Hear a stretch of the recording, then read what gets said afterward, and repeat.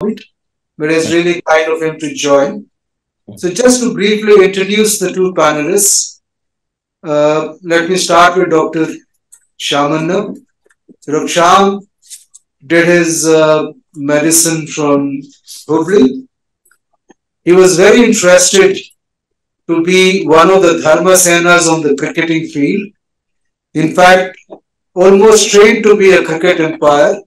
And had he done that, we would have got free passes to visit Pakistan playing in Hyderabad. But unfortunately, decided not to venture into umpiring and then decided to come into public health. The year I finished my senior residency, Dr. Sham had just joined as a junior resident, and then we had a lot of interaction. He did his MD in community medicine from the All India Institute of Medical Sciences. And he perhaps is one of the few people who has the distinction of working at two WHO collaborative centers in the region. He started with LICO, the Arvind Eye Care System first, then moved to the LB Prasad Eye Institute. So one of those rare commodities, rare commodity is a gem. So he's one of those gems who's worked at both the centers and now is at the University of Hyderabad as a professor, does an extremely large amount of work on public health applications. Welcome, Sham. Thank you very much, and good afternoon, Hans. Morning. Good afternoon, Sham. The other panelist is Dr. Praveen Vishisht, again, another close colleague. So Dr. Praveen graduated from the University College of Medical Sciences in Delhi and then went on to do his master's at the Lady Hardinge Medical College and then joined our team at the RP Center in 2003 as an assistant professor in community ophthalmology. He now heads the community ophthalmology department and has taken it from strength to strength. Recently, the series of labs across 17 states, which gives us an estimate of where we are in the country. Morning, we saw the Nirmal story, how the difference was there. And here, Dr. Praveen put together the national story of showing the decline in the prevalence of vision impairment and blindness across the country. Welcome, Praveen. Thank you for joining from the Chandigarh, I presume. We are looking at the three states. Both Dr. Sham, if you look at the commonality between the four of us, Dr. Praveen, Dr. Sham, Dr. Hans Lindberg, and me, we are all alumni of the International Center for Eye Health in London. And I just hope Varsha also goes there one of these days. Thank you, and we'll start the panel with Dr. Varsha. Go ahead.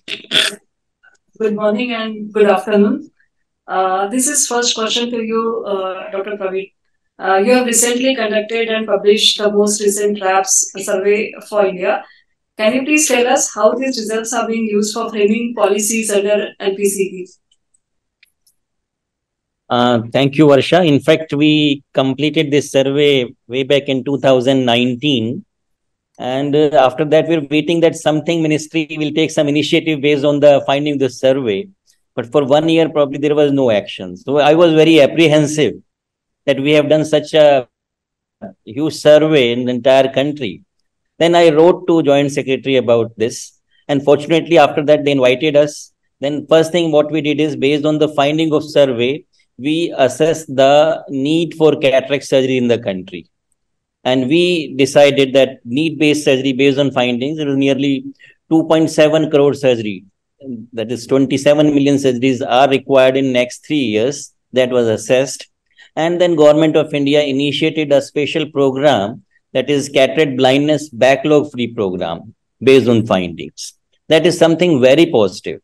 In fact, the news goes up to PMO level also. And they said they should be, all the initiations which NPCB has taken, the funding may be provided through Prime Minister Office. So probably in the history of entire National Program for Control of Blindness, I believe this is the biggest policy initiative that based on the finding of survey, not only NPC Ministry of Health, in fact, the PMO has taken initiative and they started this program specifically related to cataract backlog elimination. Right. Thank you, Praveen. Just to carry that forward, Sham, now you've been part of RABs across the globe, sometimes with hands, sometimes without hands, but you have been there. Dr. Praveen explained to us how the RAB findings in India have been used to guide policy. Would you be able to tell us anything about what has happened with the RABs in the other countries? First and foremost, good afternoon, everyone. Morning, Hans, and I've been an understudy of Hans as well. He certified me as a RAB trainer, and with Praveen, I think I was the trainer for the nationwide RAB surveys as well. Ideally, RABs, like Hans mentioned, is for district level planning. It's not meant for national policy making at all. It's for district level planning, and ideally between 0.5 to 5 million population is what we look at in terms of RAB. Part of the sort of impact which RAB has had is, apart from the fact that we've had many countries which did not have information and data. I can quote the example of Bhutan, where I have been involved very deeply, both in 2008 and also in 2018, where we had first established baseline information, and Bhutan is a country of 800,000 people, less than a million. So that's one way which countries or even districts, etc., has utilized RAB information in terms of developing what is called as baseline information. Second very important aspect of RABs currently is the fact that you use a lot of RABs for looking at what's happened after program implementation in terms of both monitoring and evaluation. And that's been the biggest sort of impact which RABs have made, and being a probably a standardized technique accepted worldwide, and Hans has already shared with us in terms of its rapidity, in terms of its epidemiological sort of technical soundness, etc. And that's been the biggest strengths with respect to how RAB has been useful. And within the country, you can also see district level information which is being used for developing district plans or the decentralized plans. And with weighting and with looking at giving some weights and adjusting the data, etc., we've also managed to get country level estimates even for large countries. Thank you. Thank you. Dr. Praveen, this is a question for you. You have been involved in a number of population-based surveys in India over the years. Have you observed any temporal trends, for example, with, I would say, conditions like uncorrected refractive errors and cataract? And if so, what have been the biggest drivers of these trends? And do you think socio-economic factors or socio-demographic factors would affect these trends? Yeah, thank you, Dr. Varsha. In fact, what we observe as overall blindness level and even visual impairment, they have significantly reduced. Remember, in 50 plus population in 2001, it was nearly 8%, 8.5% was the prevalence of blindness. Now we quoted as 1.99%. So big change in number of blind people. But what we have observed, that cataract is still remain as a leading cause. At that time, it was responsible for nearly 62% of blindness. Now it is 66% of blindness. Big changes in refractive error. I remember the figures in 2001 showed that 19.7% of blindness is because of refractive errors. But now in this survey, we got just less than 1%. And probably it is maybe because of change in definition of refractive error in surveys, actually. As far as number is concerned, probably the program has been very effective. Otherwise, with the change in the age structure, the aged population is much higher than now. Probably the number of blind people should have increased. But maybe the program is quite effective. We are doing large number of cataract surgeries in the country. 6.7 million surgeries per year. That may be the reason this number is less. One major factor which we observe is the education.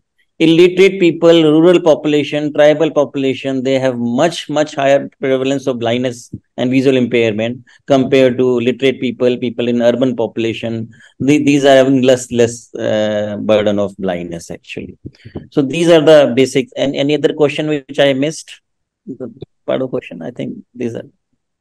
Yeah, so basically, the trends you've been able to elucidate that well, that's very useful. Dr. We'll come back to you.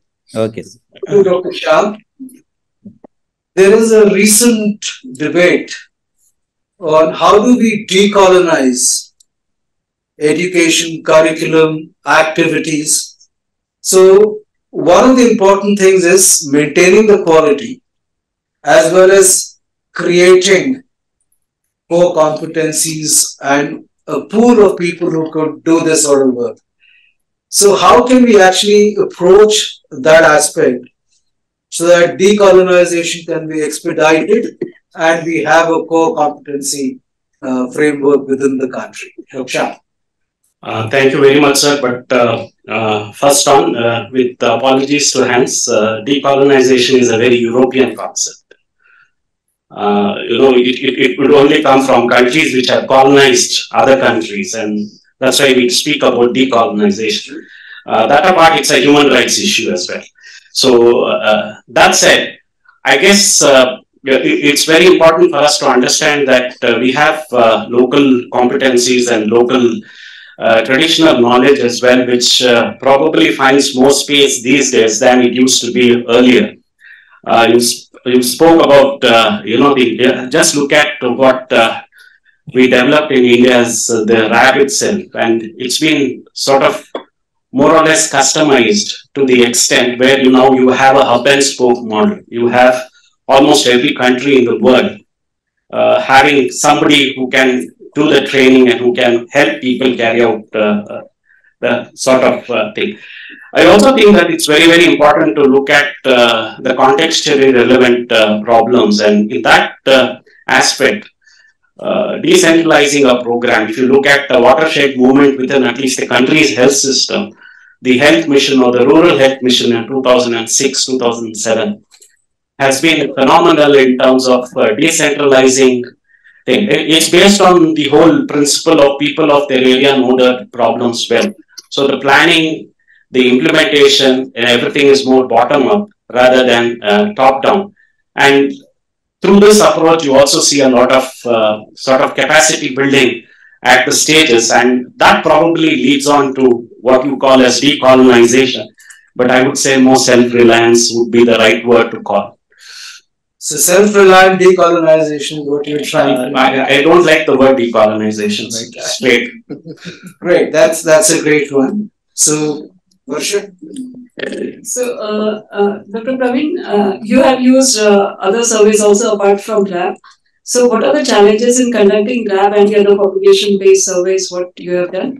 Limitations of lab in identifying posterior segment disease, because now we are saying that diabetic retinopathy is increasing. So, how can we improve the assessment techniques to get the data on posterior segment disease? In fact, Dr. Varsha, it was very easy for us for conducting these surveys because we had hands of Dr. Murthy and Dr. Hans Limburg over us actually. One thing which we are very clear that we will remain strict to the guidelines which are RAB guidelines given by the IAPB. So that was something a positive steps. The most important challenge which we face is the availability of ophthalmologists. You will surprised to know that we had to use 36 ophthalmologists in the National Blindness Survey, and we conducted in 31 districts. That was something which we really face a problem, because after every 2-3 surveys, the ophthalmologists, they were changing. They were not happy to go in fields. Other big major challenges were the environment issue. In summer, temperature is up to 45 degrees. Rainy season is difficult, but that was managed somehow. Quality assurance, that one of the faculty is always there in the surveys, so that they are checking all the forms on the same day. That was one, it's a challenge for us that one of the faculty, one of the investigators should be available in the field for these surveys. I think these were the key things. As far as the support of ministry was concerned, it was a very good support. In every district, we were able to get one of the very good partners, luckily, because of the, like you can say, reputation of aims. People, whosoever we asked for support, they were there for the support. District agencies were very helpful in our surveys. Thank you. Thank you, Dr. Reed. Dr. Shams, because the theme here is also looking at health economics and how one can look at economics data driving policy. So I'd just like to ask you what you perceive as difficulties in conceptualizing, measuring outcomes, and valuing them with regard to eye health interventions. Thank you very much, sir. Based on some of the work which I have been involved, I have not been trained as an economist, but economist by experience, just like an ophthalmologist by experience, because I've been associated with ophthalmologists. So the fact is, it's quite it's okay for us to look at costs, but when it comes to consequences, most often they're not. Hans would also agree with me that when we are looking at even outcomes, we use surrogate measures. We look at visual outcome being the ultimate sort of variable or ultimate sort of thing. When somebody goes out or when they come for the first follow-up, if the vision is good, we assume that their quality of vision and quality of life also becomes very good. I just want to share with you an anecdotal information, more than anecdotal information, and evidenced information which we were doing some, quality of life and impact assessment studies in Mudol area, Adilabad area, a long time ago. This is 2009, 2010. We had a elderly couple, and one of the husband or the old man had to have a surgery because his vision was very, very poor and his quality of life was being affected, is what the team felt. The person was given surgery, and after 6 weeks or a couple of months, we went back to him, and the lady said, "Don't come into our house. Don't enter into my house." Said, "What happened? We've identified your husband was, blind with cataract and couldn't, he couldn't do all the work which he was supposed to do and go to the fields, etc., etc." He said, "That is the biggest problem you created for me. When he was blind, he was at home. He was looking after our grandchildren. He was helping me with my household chores. Today, you've provided him vision. He goes and plays cards. He drinks. He comes back and beats all of us. What have you done?" So, it's very important for us to ask, and, we think that we have given him good vision by looking at the visual acuity, but you look at his quality of the family has been destroyed, literally. It may be one sort of an example, but please understand, if all the women who have got together with self-help groups and Mahila Mandals, etc., decide that they don't want their husbands to be, their old men to be operated, then you are sitting on a time bomb, right? So, with no malice, I'm just saying that don't take it for granted that everything which you think happens is thing. Related to the same thing, sir, the biggest problem we face with respect to economics and valuation is the fact that it's very difficult to measure what we call as intangibles, right? It's very simple or straightforward when you are looking at, say, for instance, effects or utilities also, qualified or disability adjusted life years, etc., etc. But how do you measure anxiety? How do you measure stress? How do you value it? It's extremely important for us, and more so economists will understand it better because we always go by a lot of assumptions. There is nothing which is written in stone or etched in stone or written in blood that we can use in terms of measuring consequences. And hence, it's a work in progress, I would say, and that's been the biggest challenge with respect to moving from a surrogate measure. A visual outcome will not guarantee you quality of life, like I mentioned. I think it's important for us to mention. Another thing is, how do you use, again, related to the same sort of work, we were doing some work, and it's very difficult. If you ask somebody what was the rainfall last year and what is the rainfall this year, they will tell you in a nominal scale, a lot less. That's what's happening in Karnataka today.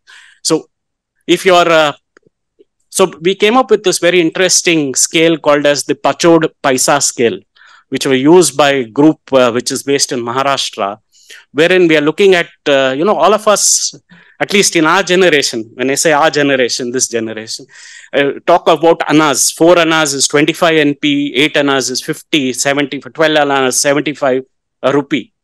So if you ask somebody with tuberculosis, have they lost weight? They will tell you, yes, I've lost weight. How much weight have you lost? They'll search for answers in terms of saying. But if you tell them, is it 4 annas less than what you were last year? They're probably, even an illiterate person probably comes up with the thing. That's why I said this is one aspect of decolonization as well, in terms of trying to develop variables which we can measure. And economics, I think, has to work on that. Thank you, Shyam. Yeah. The last question for Dr. Praveen. Yeah. So, Dr. Praveen, what in your opinion will help advocacy efforts for augmenting the blindness and visual impairment control activities in India? We still need to work a lot. So, what do you think in your opinion? Yeah, it's really a tough question for me, actually. When I represent Vision 2020 and I ask what are the advocacy issues, they are concerned with that the money should reach to the NGO sectors. They are not getting money. Cataract, which is a major cause of blindness, and that has been removed in many states from Ayushman Bharat scheme. Probably these are the two key initiatives which they say. But when I have to think as a public health expert, probably the most important advocacy issue is basically strengthening the primary eye care system in the country. See, targeted just around in 2004 when Vision 2020 Right to Sight program started in India, we targeted to having 20,000 vision centers. And even now, we just have around 4,000 vision centers. So primary eye care services specifically are lacking in our country. ASHA was a big initiative. But in most of the places, ASHAs are not being used as part of the eye care program. This is another challenge. Probably having an integrated vision center in the country with the primary healthcare system is the biggest advocacy need in the country at this stage. Thank you. Thank you. Thank you so much, Dr. Praveen. I think that was wonderful. Before we close this session, Hans, you've sat through patiently for the entire panel.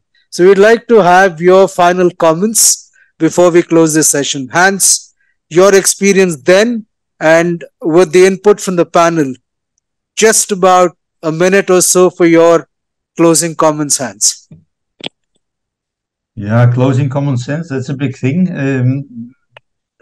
For India, I've been away for too long to know exactly what's going on today.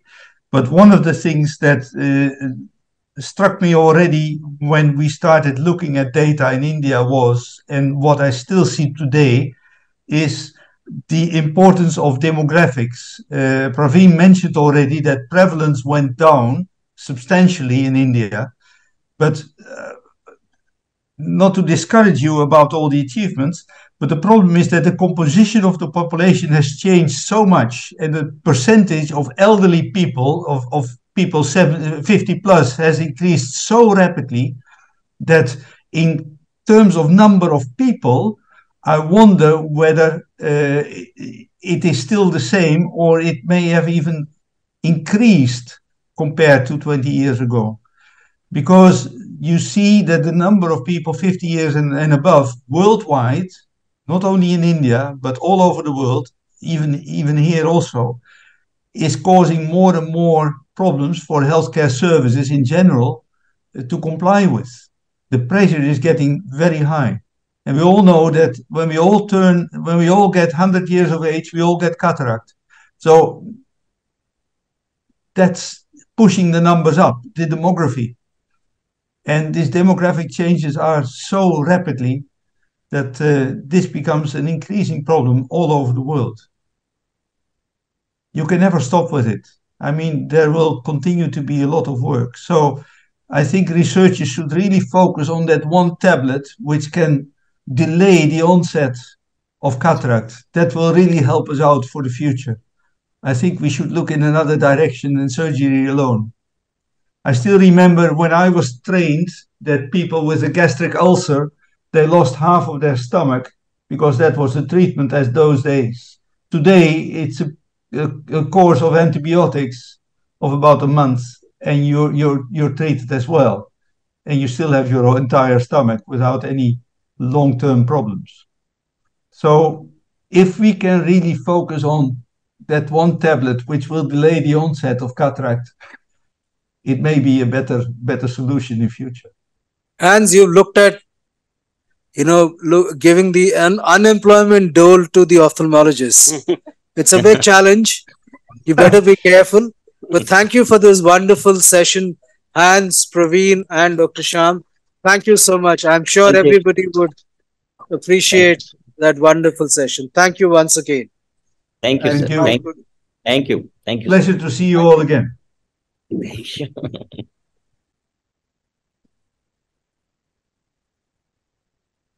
Ram sir just one second come वर्ष आप आइए मैं पकड़ लेता हूँ आने दीजिए अरे नहीं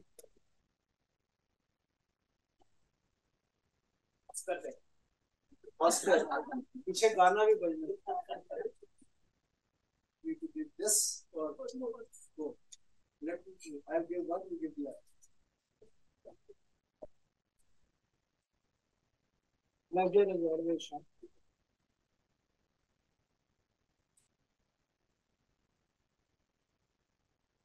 be careful todna nahi thank you so much and back to you doctor Thank you. thank you Varsha. Thank you.